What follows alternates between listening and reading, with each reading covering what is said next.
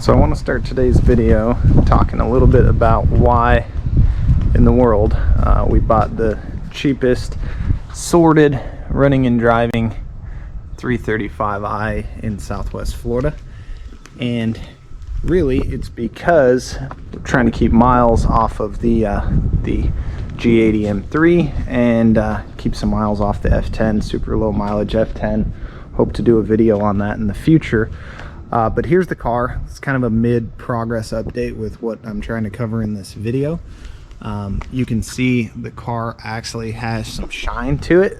So when we bought this car, it had been sitting for a long time, had quite a bit of fade and hazing on the paint. So that's what I want to go over a little bit of in this video, how we were able to restore some of that paint, and then also just a little bit of information about the car. So it's, you know, kind of a first generation pre-LCI 335 XI all-wheel drive. It's got almost 140,000 miles on it. What's crazy about that is, looking at the history of the car, the first 10 or so years of its life, it got driven 13,000 miles a year. It was a corporate car in like the Washington, D.C. area. After that, an older gentleman on the other coast bought it, and it pretty much sat for 3 years, and that's where it got you know, a lot of the issues in the paint that we wanted to correct, because believe it or not, mechanically this car was incredibly well sorted when we picked it up.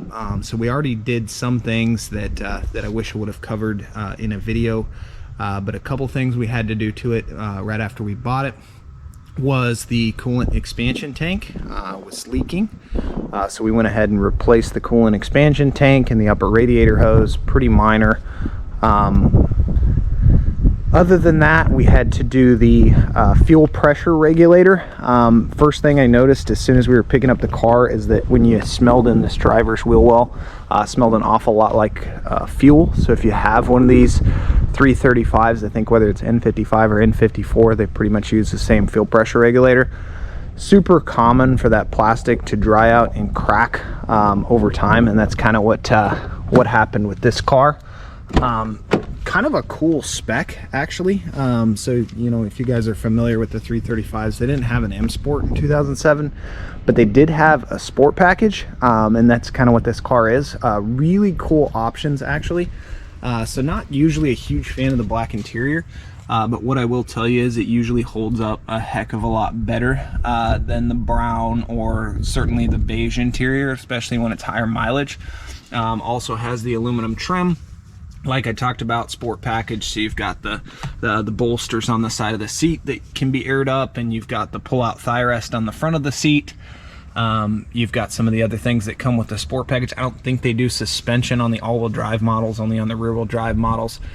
You get kind of the Sport steering wheel. This particular one doesn't have paddle shifters, but probably the coolest option, other than the comfort access, so it does have the true push button start, don't have to put the key in the dash.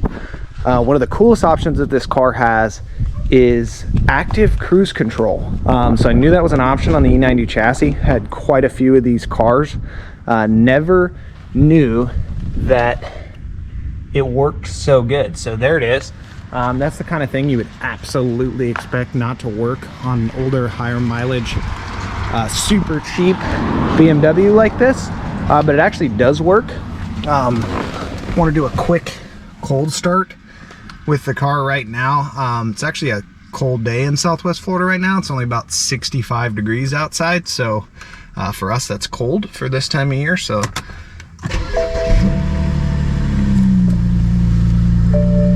the interesting part, like I said, error free, other than I'm a little bit low on gas here, error free, you know, 16-year-old, almost 140,000 mile 335. I mean, just runs perfectly, goes straight down the road, active cruise control works as it should, has the first generation, I think it's CIC iDrive, which functions, you know, no cracks in the screen. The interior is actually in great shape.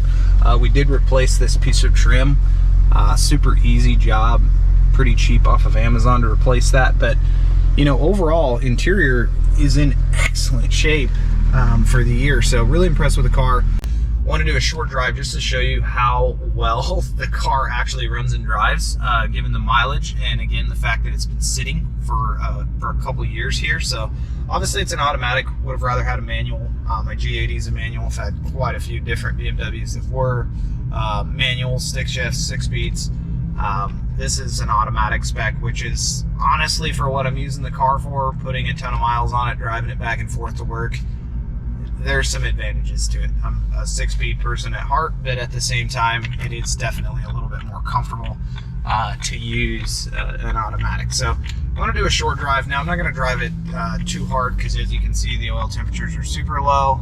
Just started the car, like I said, a little bit cold for a Florida morning here. So what I did want to quickly show you is that not only it has active cruise control, but just like all the other systems on the car, absolutely everything works. The active cruise control works. So wanted to show you that, because that to me is like the most unbelievable thing, that it had active cruise control in 2007 and it still functions perfectly to this day, as good as a lot of newer systems do. So you can see it comes on there, and you can kind of adjust the distance to the vehicle you're following in front of you, which I'm doing here. And it does just a really good job of braking and watching the cars in front of you. The only thing I've really noticed is that sometimes when somebody will just pull out in front of you, you know, it might have a little bit of a late reaction, or if you're on a 2-lane wide highway, which they have a lot of here in Southwest Florida, it will detect not normal cars coming the other direction, but if a semi comes the other direction, that kind of trips the system up. Anyway, the system functions exactly as it should, so I just wanted to show you that a little bit. Don't have too much gas to just drive around. Couple small things that need to be done as far as the paint correction. Gotta do a couple more touch-up spots that have shown through, that actually got buffed through, because I put the touch-up paint on first and probably didn't wait quite long enough before cutting and polishing the car and doing kind of the ceramic coat. So I'm gonna go through the car wash and then repair those last couple spots. And I didn't get a lot of before pictures, but I'm gonna show you some before pictures before Ahlyia and I buffed the car, and you can kind of see how far it has come. Just gonna get on it a little bit, even though the oil temps aren't too high, so you can see the car pulls, shifts, you know, completely stock, unmodified 335, which is kind of exactly what I wanted. Not looking for this to be a fast car. I've got, you know, the G80 in the garage for when I want to have fun. This is just a daily driver, and honestly an excellent example. Couldn't be happier. I think I got really lucky with the purchase, and we're going to kind of do some progress videos as we mess around with this car. Next thing is definitely going to be wheels and tires, because right now it's got mismatched wheels and tires, which is a big no if you've got an X-Drive car like this. So gonna go over the paint correction a little bit in this video, making it look a little bit better, and then in some future videos gonna touch base on kind of the different modifications we're doing to it. We're gonna try to mix those in with something else new that we're picking up, that we're pretty excited about. So gonna touch base on that. But thanks for watching, and we'll go over some more information here in just a little bit. So I wanted to do a quick walk around view of the car while I had it in the garage. Didn't really have enough time to do a proper walk around and show much of the damage that before the touch up, but right here you can kind of see how faded the hood is and how extensive some of these rock chips are. Now there's only so much you could do. Those rock chips are probably a lot larger than what you would really normally want to use touch up on, to be honest with you, but did kind of the best we could. But just sitting in the sun for a long time really faded the paint, took away from it. So I was able to order some titanium silver paint. If you could see, the mirrors were faded there, so those are going to get replaced. A little bit of body damage on the car, but for a cheap car, not too bad. Probably most of that would come out with PDR. But overall, kind of the car before the buff. So we're going to go through that a little bit and see exactly what we did to get it buffed out. So all just really basic store-bought stuff from AutoZone. So we got the Meguiar's compound, which is kind of a medium compound to do most of the cutting. And then we've got the Meguiar's polish, and then we've got a ceramic wax. and to go with that, like a medium pad for the variable speed buffer, and then also a fine pad and a hand pad. And then also got the touch-up paint from Scratch Happens. They color code to match what you have for the car. And then we got some brushes just at Target because those were a lot more efficient than the brushes that actually came with the kit. So if you do go and order those, I kind of suggest you just find your own brushes because they were a lot more effective. I also want to show some before pictures of the car.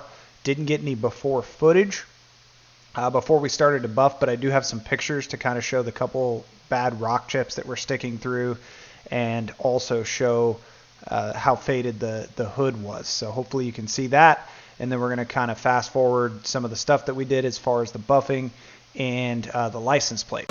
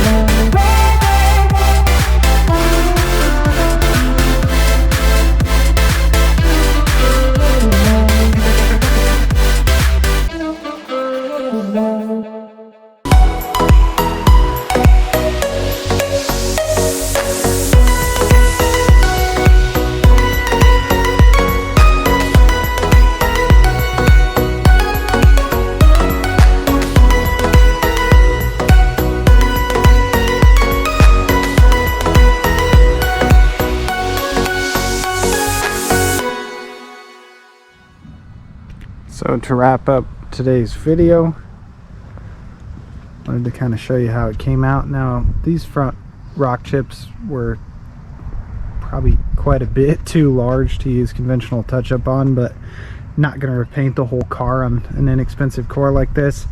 Got the license plate installed, as you saw. Just amazed with how good it came out with just the polish and the compound, and you know, overall still got some visual imperfections, but looks pretty damn good.